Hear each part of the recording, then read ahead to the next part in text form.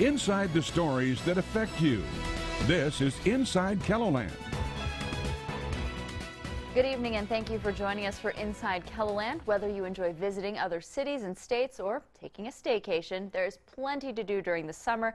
And while the summer travel season is half over, the event lineup is going strong. Tonight we will visit a few of the activities from the newly formed Chislik Festival to a folk off near Renner. And the city of Brookings has a weekly event that encourages everyone to visit its downtown.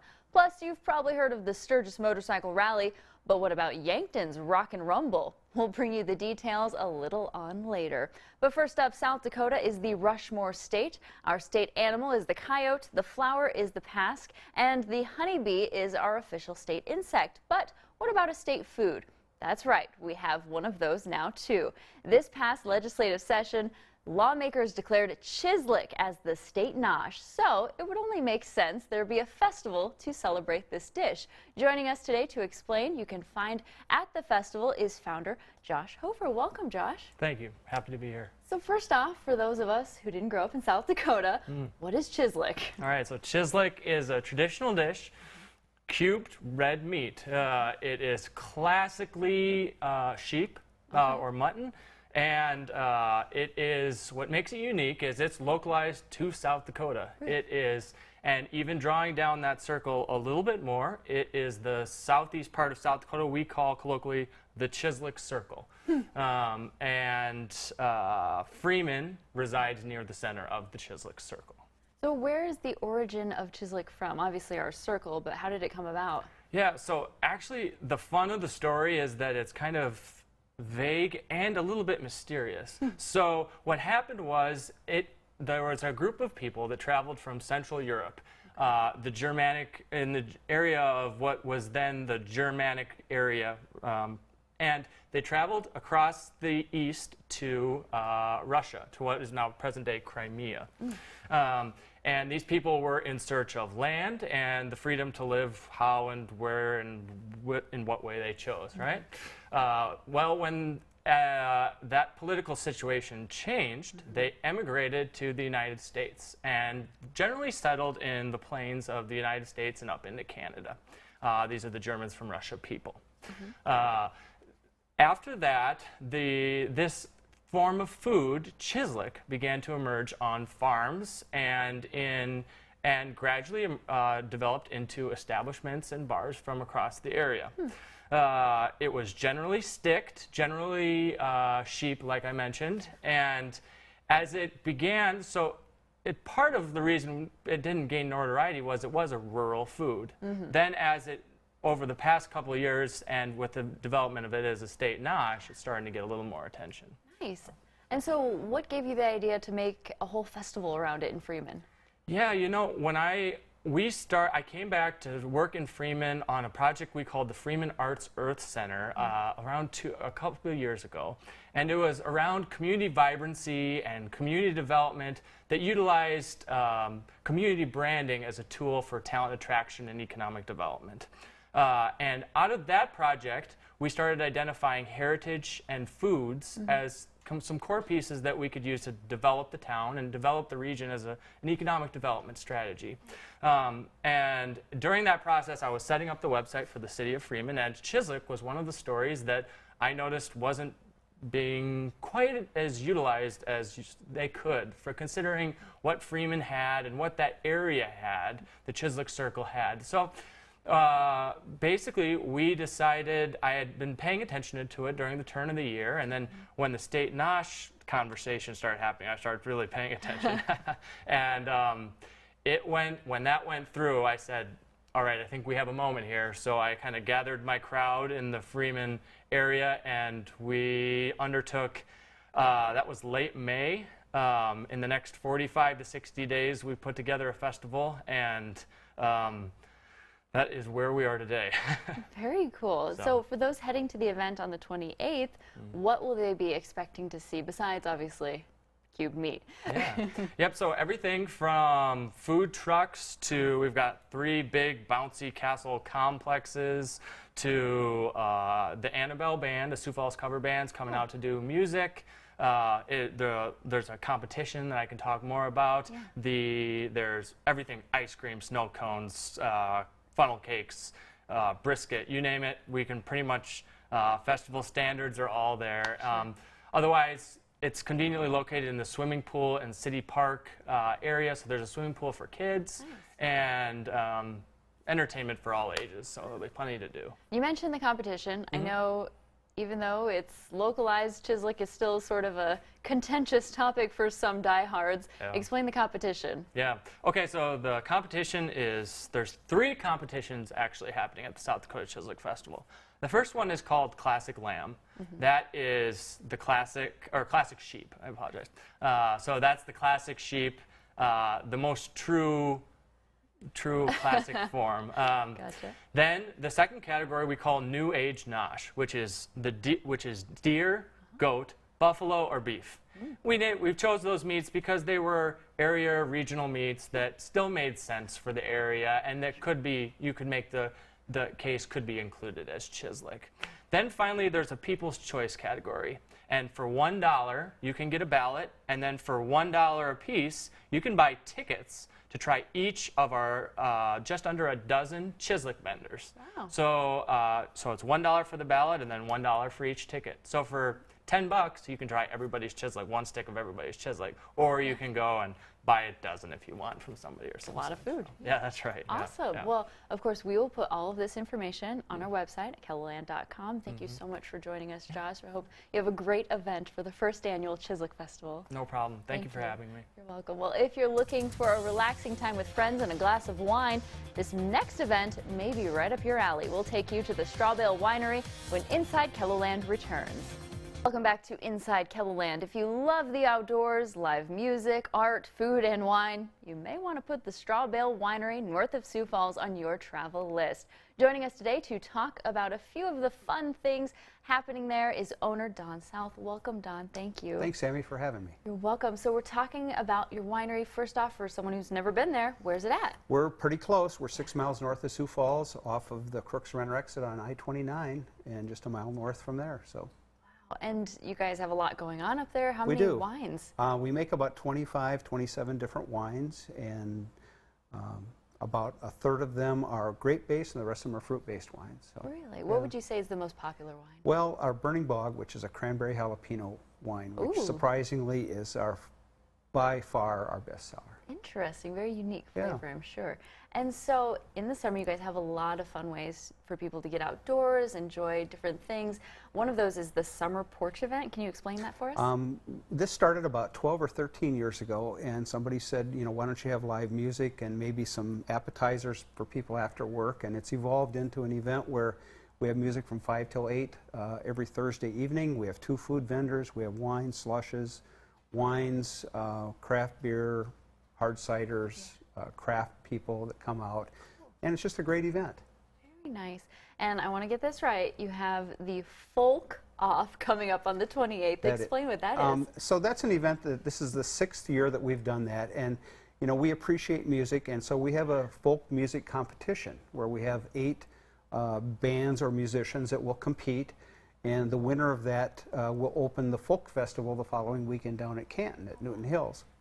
And it's a fundraiser we do for the Boys and Girls Club and the Friends of Traditional Music. And in addition to that, we have our Rib Challenge. And so we have 5 local rib vendors that will compete for a People's Choice Award. And they get the big pig to take for a year and have with them. And then the headliner for that event musically is the Red Willow Band, which you're not old enough, but they were very popular back in the 70s. So. It's kind of a family reunion that people that haven't seen each other for years will show up at that event. So great fun. Yeah, how long have you guys been hosting this? This is the 6th year for that event. Why did you decide to start doing it in the first place? The music, because we like music. The food part of it is because there was not a venue for local competition for ribs, and so we started that. And we've had just some tremendous participants in that event. Really? And so how much would tickets cost to go to that? They're $15 in advance, and that includes a sampling and your vote for the People's Choice Award for the ribs, and music for the whole day, and then it's $20 the day of the event. So. And I talked to Jay a little bit ago, and the weather's going to be perfect. He's guaranteeing it that far Well, out, I huh? don't know if guarantee is the word, but Hopeful. Yeah. Hopeful. And so you mentioned there's a couple other things, arts and crafts, is that correct? we have artists that will come out on Thursday nights. We have a potter that shows up just about every Thursday. Some jewelry, some face painting. I mean, it's just it's a very relaxed setting. We're in the country. Bring your lawn chair and just, you know, enjoy the outdoors. Very cool. And so when people go out there, is it a family or just adults only? Oh, Because it's of the wine? definitely family. Oh, wow, Yeah, we've okay. got baby chicks that just hatched last week, so kids can come and see them and feed the chickens. And we've got kitties that may or may not show up because they're cats. Wild animals, Yep. right. And so, yeah, it's definitely a family setting. And so why do you think it's important to have something like this in the local area? You know, I think people are looking for experiences, and rather than things. We do a lot of things that involve experiences. Our Thursday nights, our Sangria Sundays that we do on Sunday with music, and kind of harkens back to the day where you'd go and listen to the band concert, you know, in the city square. Bring a picnic lunch and just enjoy the afternoon. So we try to, you know, embrace those things that are rural and small town and that kind of stuff. Anything else you'd like to add that we didn't ask about tonight? I think you covered it. Awesome. Thank you so much for joining us. We Thanks. appreciate it, and good luck with the folk off. Thank you very much. Thank you, Don. We're going to take a quick break. When we come back, we'll show you what the city of Brookings has to offer in the summer. Stay with us. Welcome back to Inside KELOLAND. Brookings, South Dakota may be home to one of the largest universities in the state, but it's much more than a college town. Aside from a variety of business opportunities, there's also a lot of events for people in the community to enjoy. And one of those is Downtown at Sundown. And joining us today to talk about this weekly event is Jennifer Johnson, the Executive Director of the Brookings Convention and Visitors Bureau. Welcome, Jennifer. So first off, for people to know the background a little bit, where did this idea come from? Well, it's an interesting and kind of long story, so I'll try to shorten it up. Sure. So it actually came out of the 2013 charrette that the city of Brookings, led by our Economic Development Corporation, started. And the charrette is such a weird name, but it is essentially a gathering of everyone's ideas in the community about what we need to move the community forward. And that consisted of focus groups as well as survey work that was done. And one of the outcomes from that work was that the community wanted a summer music series. And so our office, in combination with some downtown partners, looked at that as something that we could tackle and take on. Now, at the same time that this work was going on, in 2014, our mayor at the time, Mayor Tim Reed, had sent me a note with something about a consulting company that did work for these types of festivals. And that just led to more research and more inquiry, and all of a sudden the two things came together. So it was really excellent synergies on all sides around. Very nice. And I know a lot of communities have things like this on a monthly basis, but how did you guys decide to do a weekly thing? Well, this was a model that we had looked at with our consultant that we ended up hiring, and they had a lot of experience with the weekly. And one of the things that they talked about with the weekly is, yes, obviously you bring on that additional work, but they looked at the fact that you have that consistency. So people know every Thursday night, if you're in Brookings, if it's after 5 o'clock, you can come downtown, you can have some amazing food, you can have a drink, and you can hear some amazing music as well. Very cool. And I know it's Thursdays from 5 to 9 o'clock. However, you were saying it takes a little bit longer to set it up beforehand. Yes, we try to be mindful of our downtown businesses. Obviously, they're still open for business during the day, and we want to be aware of that. So we do start setup around 1 o'clock, and it takes about 4 hours to do setup. We have a small but mighty crew, and we have a lot of amazing partners that help us get the work done. So try to have, again, that partnership between the event and the businesses to service our downtown guests and visitors, and also put the event on at the same time. So. And what can people expect when they head downtown? Yeah, so if you come downtown on Thursday nights, first of all, it's free. I always say that it's free, and then we say it's free and free again, and people still ask if it costs to get in. So it's free, and then we have a lot of activities that are geared for the ranges. I always say from 3 to 93, there's something for you to do. So we have inflatables, we have face painting. A woman who does our face painting is a volunteer. She's been with us, and she is really an artist. So it's more than just a little smiley face like I could do. And then we also have a lot of vendors offering food and craft experiences. And then we have retail available there as well for people to buy or purchase and look at things. So. And so when people arrive, where should they park? What's your suggestion? So there are a couple of free parking lots very close to the festival. So on the west side of the festival, we have a 72-hour parking lot, and that's free. And then right next to the festival, we actually have accessible an accessible parking lot so that folks that need a little bit more time getting in and out of their vehicle have that, don't have to worry about getting dropped off or anything like that. So there are a few lots around the event area that are free and easy to get in and out of the festival.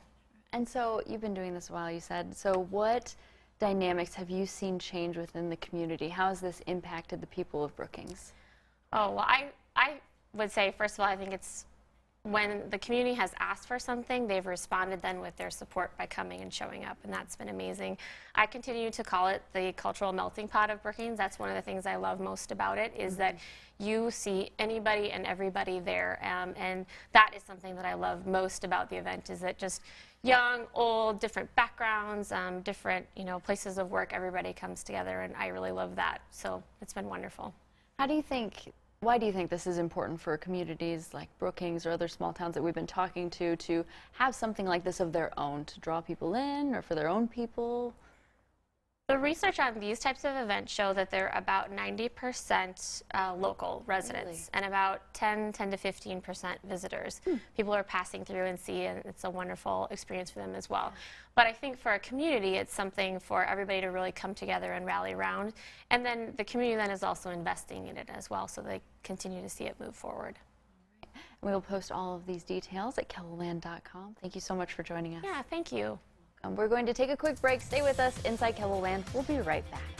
Welcome back to Inside KELOLAND. You're likely familiar with the Sturgis Motorcycle Rally that happens every August in the Black Hills. But what about the Rock and Rumble Motorcycle Rally? Joining us today to talk about this Yankton-based rally is event coordinator Tara Leonard. Welcome, Tara. Thank you. Hello. So first off, just tell us a little bit about this event. Well, sure. Rock and Rumble, this is our 4th year in Yankton having Rock and Rumble. It basically started off as that the city of Yankton was like, well, how can we get some of the people from Sturgis coming into Yankton? And so they kind of started talking amongst a committee, and they basically formed Rock and Rumble. Since then, the last 4 years, it's developed into quite an event. We're super excited that this is our 4th annual one, and we've got lots going on.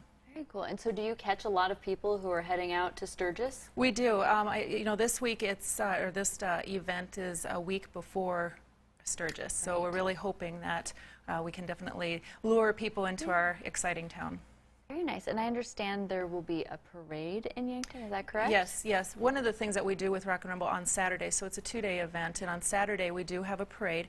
And the thing that we spotlight around Yankton is like we go around the Lewis and Clark Lake, beautiful area. We travel around through the Yankton area, down the Meridian District downtown area, looking at all the historical buildings and so forth. So it's just kind of an iconic thing. Very cool. And you mentioned there's some other things going on as well. Yes, absolutely. So on Friday, we actually have a poker run, a chance to win $1,000. Oh. There's 5 stops going east of town, and then we have 2 bands, one starting at 4 o'clock, and then we have Judd Hoos starting at 8 o'clock, so he's our big headliner. Few contests, like a Miss Rock and Rumble contest and so forth. And then on Saturday, we also have another poker run, which another chance to win $1,000, and that is 5 stops on the west side of the state. And then we come back and everybody lines up for the parade. Parade starts at 3 o'clock. Also on Saturday, the Meridian District is our downtown area of Yankton, and we're really trying to embrace our downtown. And so we work with other things that are going on as well. So there is also a Meet in the Street trunk sale going on at the same time right by Rock and Rumble. So we're all coordinating together, bringing people together to really focus on our downtown area. So then after the parade, then we have like a loudest pipe contest. We have best bike, best show, best looking bike. And then we have another band and at 4 o'clock, and then our headliner on Saturday is Jade Monkey at 8. Do people still have time to register for the events? Oh, absolutely. It's anybody can come and register. You know, we start at 4 o'clock actually 3 o'clock on Friday afternoon. It's not a thunder run where you all go at once. We really want people to sign up, get on their bikes, enjoy the ride, take the time, look at the scenery, stop at the different spots to get your card stamped, and then come back and enjoy the bands. A lot of food vendors. We've got 8 different vendors, a variety of things like anywhere from breakfast burritos to teriyaki sticks to coffee and smoothies and so forth. So it's getting bigger every year, and we're super excited this year for having it. Very nice. And do they have to be motorcycle owners or riders to come to the event? Oh, no. No, we really, you know, it is a motorcycle event, or it's focused around that, but I tell you what, with the bands and the food and just the socializing downtown, no, it's for everybody. And where did the idea come from to do all of this? Well, the city of Yankton wanted to have something to, like I said, to promote people coming in from or passing by for Sturgis. But I think what it really just focuses on is that Yankton is a great town to have people celebrate, do outside activities. We have a lot of things going on in Yankton all the time. And even if you come to Rock and Rumble, if you're there for a couple days, you know, you've got the lake, you've got just all sorts of different things going on. We have music at the Meridian, we have arts in the park, so it's just kind of a nice little area to be around. Name some of the landmarks. What would you say to someone if they're like, oh, I've never been to Yankton, why should I go? Right. Well, the big thing, too, is the Meridian Bridge. Okay. So it was the old bridge that you could drive across to go to Nebraska. Well, they now have made it into a walking bridge. And that's one of our iconic things in the downtown area. And they're actually currently doing the streets around the Yankton area to really focus on that Meridian Bridge and the Meridian District and so forth. So that's one thing that they could definitely come. You do a nice little walk. You can actually walk from South Dakota to Nebraska and back. Oh, wow. That's interesting. Oh, there it is. Wow. Yes. I never knew that. That's really cool. Yep. And so for Rock and Rumble, do you guys have kids stuff, or is it just an adults only kind of event? Well, you know, the music and the food vendors and stuff, and I tell you what, when we have the parade, usually we have about 200 bikes that do the parade, and it's fantastic. And you wouldn't believe the kids that come down and watch it, and just the sound of the motors and the unique bikes. There is some really, there's not only regular motorcycles, there's the trikes and sidecars and things like that. So absolutely, during the day of Saturday, yes, have people, everybody can come down, take a look at it, enjoy the music, enjoy the vendors, and all of that. Yeah, I'm sure you get a bunch of people from all over the country then if they're heading out west yes, too. Yeah, and again, we really want to showcase the Yankton community, and that we're very prideful in what we do. And this event takes a lot of volunteers, and I'm actually a volunteer of this event. And I have a great committee that helps us out, and we have over 30 volunteers. The money that we make for Rock and Rumble actually goes back into the community. Every year we pick 4 charities that we're going to divide the sponsorships into that amount. And last year we raised $6,000 for the charities. So we're excited about that. Let's hope you raise more this year. Yes. Thank you so much, Thank Tara, you for joining us. You can find out more about today's topics as well as other festivals in the state online at KELOLAND.com. Just click on the Inside KELOLAND section. Join us every Sunday following the 10 o'clock news right here on KELO TV. That's all the time we have for today. Be sure to join us again next week for more of what's going on inside KELOLAND.